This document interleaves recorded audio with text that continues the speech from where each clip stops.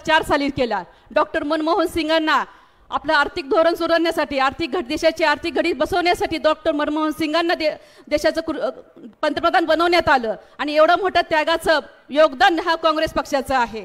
आज आपण पाहतो देशामध्ये जी हरित क्रांती झाली ती काँग्रेसच्या काळात झाली। शेतकऱ्यांना न्याय जो मिळाला ते काँग्रेसच्या काळात मिळालाय।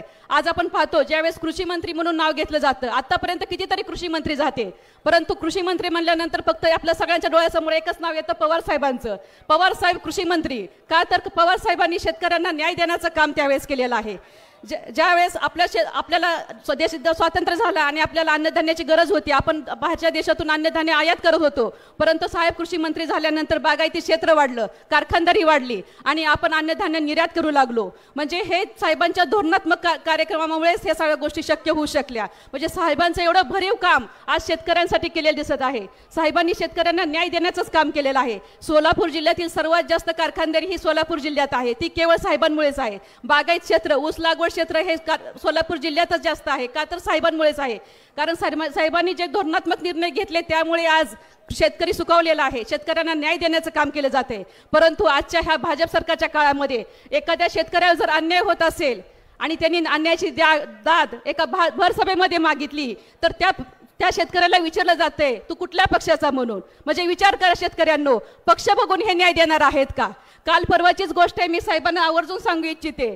टेंभुर्णीच्या सभेमध्ये सुरलीचे एक शेतकरी होते काळे म्हणून, त्यांनी ज्यावेळेस सभेमध्ये एक प्रश्न उचवला की माझ्यावर अन्याय झालेला आहे, माझ्या शेतीमध्ये जे काही मी शेतमाल उत्पादन केलेलं होतं त्या उत्पन्नाला मला भाव मिळाला नाहीये आणि त्यासाठी मला न्याय पाहिजे। त्या शेतकऱ्यांनी आमदारांकडे, खासदारांकडे, मंत्र्यांकडे न्याय मागितला, उपोषण केले, परंतु त्या शेतकऱ्याला न्याय मिळाला नाही आणि त्यांनी त्या भर सभेमध्ये त्या शेतकऱ्यांनी प्रश्न उपस्थित केला। त्यावेळेस भाजप सरकारच्या नेत्यांनी म्हटले की तो कुठल्या पक्षाचा।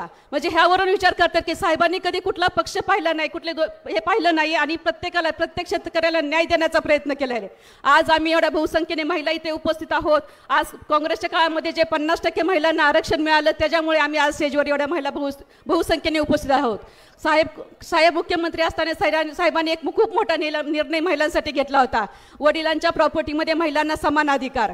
त्याच्यामुळे महिलांना सन्मानाने जगता आलं, आम्हाला सर्वांना राहता आलं आणि स्त्री पुरुष समानता ह्याच्यामुळे आपण पाहत आलेलो आहोत की कशी चाललेली आहे म्हणून। म्हणजे साहेबांची अनेक मोठी धोरणं आहेत। साहेबांच्या मुख्यमंत्री काळात असेल किंवा कृषी मंत्री काळात असेल, त्यांनी शेतकऱ्यांसाठी असेल, महिलांसाठी असेल अनेक कामं केलेली आहेत आणि आज ज्या साहेबांनी ज्यांना मोठं केलं त्यांनीच पक्ष सोडून दुसरीकडे गेलेले आहेत। आणि आज मला एक आवर्जून सांगू इच्छिते की आज आम्ही महिला समानता म्हणतो, स्त्री पुरुष समानता म्हणतो आणि साहेबांच्या निर्णयामुळे, ठोस निर्णयामुळेच आम्हाला ह्या ठिकाणची समानता मिळालेली आहे। आम्ही ह्या ठिकाणी उभं राहून बोलू शकतो।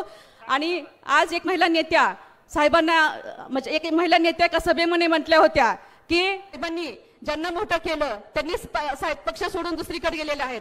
आणि आज मला एक आवर्जून सांगू इच्छिते की आज आम्ही महिला समानता म्हणतो, स्त्री पुरुष समानता म्हणतो आणि साहेबांच्या निर्णयामुळे, ठोस निर्णयामुळेच आम्हाला ह्या ठिकाणची समानता मिळालेली आहे। आम्ही ह्या ठिकाणी उभं राहून बोलू शकतो। आणि आज एक महिला नेत्या साहेबांना, म्हणजे एक महिला नेत्या एका सभेमध्ये म्हटल्या होत्या की महिलांनी बाहेरच्या गोष्टीमध्ये जास्त लुडबुड करू नये। मी म्हणते का करू नये लुडबुड सांगा?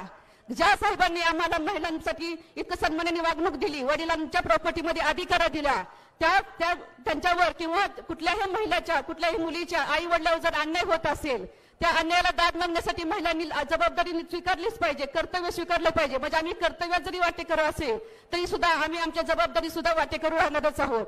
म्हणजे मी त्या महिला नेत्याला सांगू इच्छिते की ज्यावेळेस आमच्या आई वडिलांवर अन्याय होतो त्यावेळेस आम्ही त्या आई वडिलांच्या पाठीशी खंबीरपणे उभा राहतो आणि त्यांना न्याय देण्यासाठी त्यांच्या बरोबरही चालतो। म्हणून आज इथे एवढं सांगू इच्छिते की आज आपण सर्वजण प्रचारासाठी उपस्थित राहिलेला आहात। आपण आपले महाविकास आघाडीचे अधिकृत उमेदवार धैर्यशील दादा मोहिते पाटील यांना प्रचंड बहुमताने विजय करावं एवढी मी सर्वांना विनंती करते। माझं 2 शब्द संपवते। जय हिंद, जय भारत। धन्यवाद नगराध्यक्ष मॅडम। यानंतर